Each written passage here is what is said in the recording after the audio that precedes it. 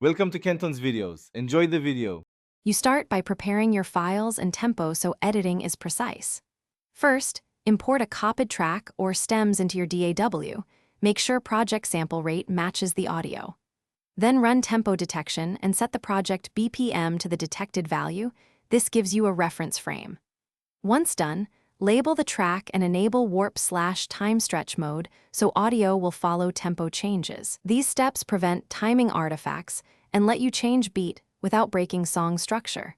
Now you alter the beat while preserving feel. Increase or decrease BPM in small amounts and use time stretch algorithms suited to music type, elastique for full mixes, transient preserving for drums. Then inspect transient markers. Quantize if you want rigid timing, or nudge hits manually to keep swing.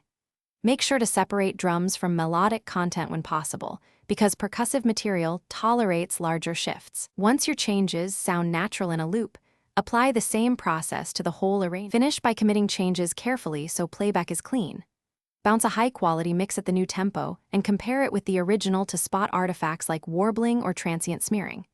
If you see issues, switch stretch algorithms or export problematic sections as stems and time stretch them individually.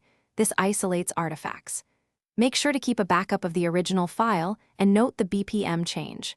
Finally, test the result on headphones, monitors, and a phone so you catch any remaining problems early. Thanks for watching. Consider subscribing if we helped you.